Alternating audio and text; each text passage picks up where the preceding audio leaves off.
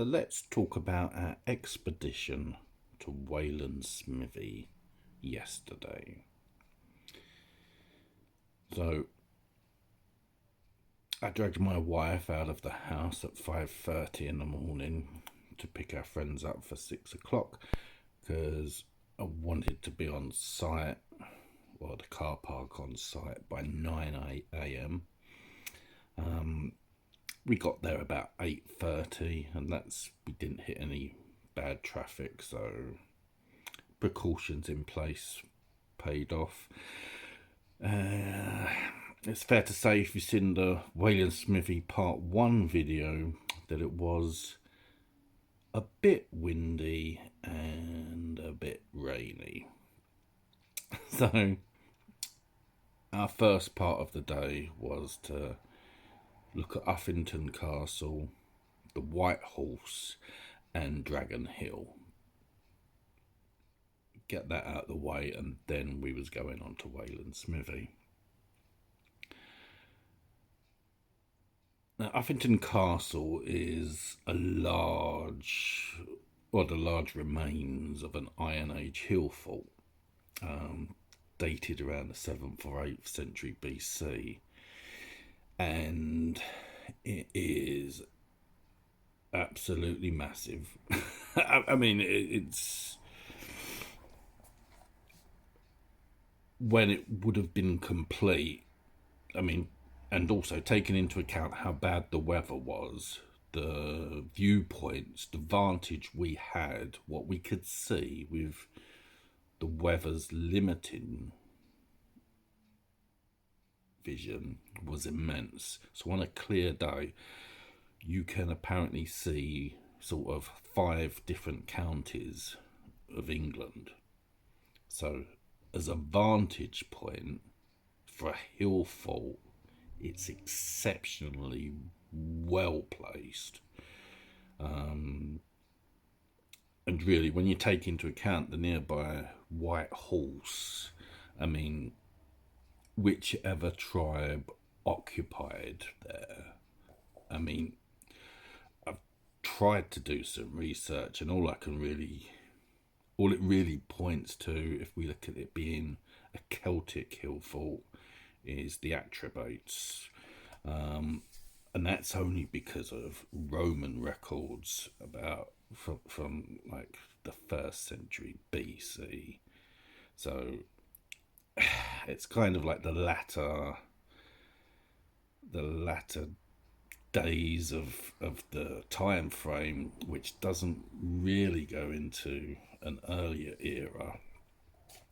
So we're missing a lot of information,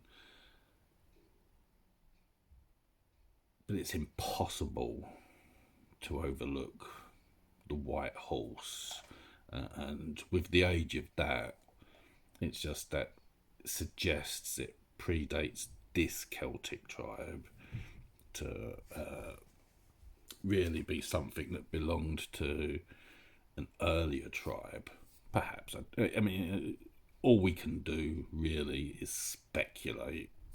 But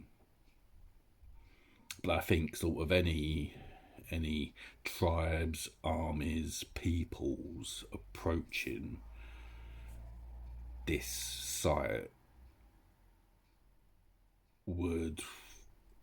could not be anything but in awe of the power presented to them. And as a hill fort goes, you wouldn't want to attack it. And the fact that you've got this big white horse displayed on the hill surely would sort of suggest that these guys are comfortable, they're very well organised, and, you know, they're probably quite wealthy.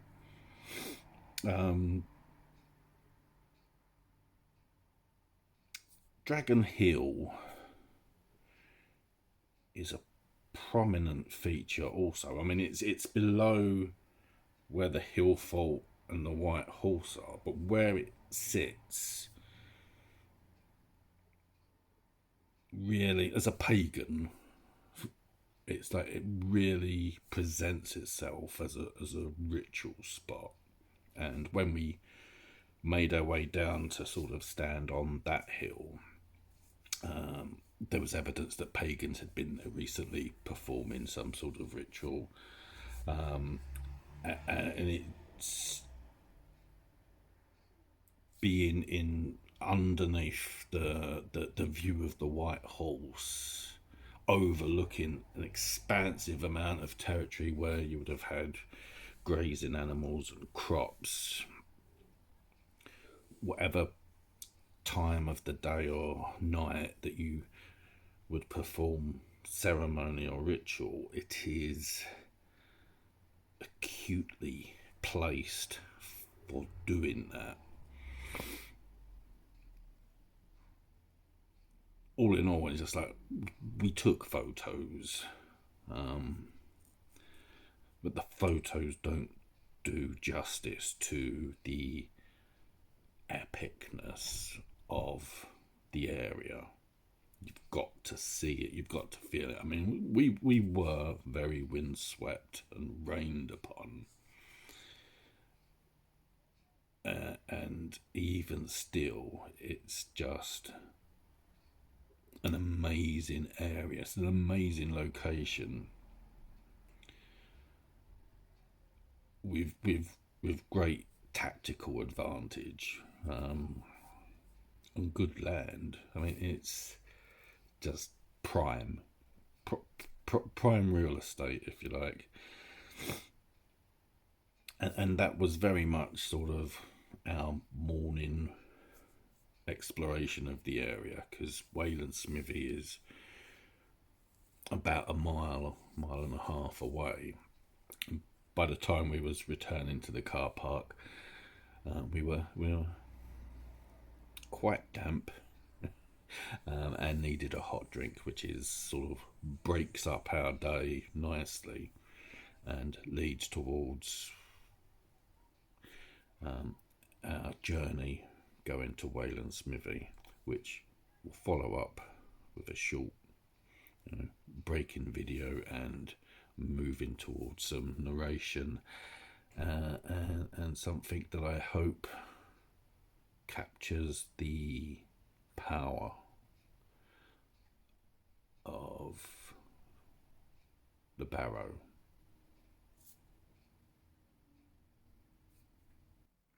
After a few cups of nice warm coffee at the Rose and Crown and some lunch, we made our way to Wayland Smithy car park and got ourselves ready for the trek to the smithy.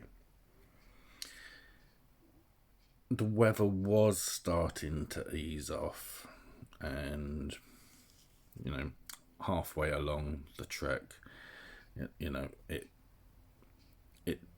turned for the better. As we got closer, I felt a shift in, I don't know, power, if you like. Sensed or felt proximity to the smithy, and was able to quicken my pace a little, I suppose, or all of us did, anxious to see this site that we'd travelled all this way to see, and it did not disappoint. Just walking into the area, as awe-inspiring as the mound is, the one thing that struck me pretty much straight away is there's a lot of specific trees placed around the grove that also help define the area. And it's magnificent. Again, photos cannot do it justice. It's something to go to and to experience. And I hope that the video that you're now watching of me walking around the mound gives you some idea of how special it is. We said some words, made some offerings, left a little something behind, returned to the Rose and Crown for another hot drink before making our way home, and had a very satisfying day, a very special day, with an agreement in place that we will return perhaps next year to explore the area a lot more over a weekend, with hope to do some utisata at Wayland Smithy.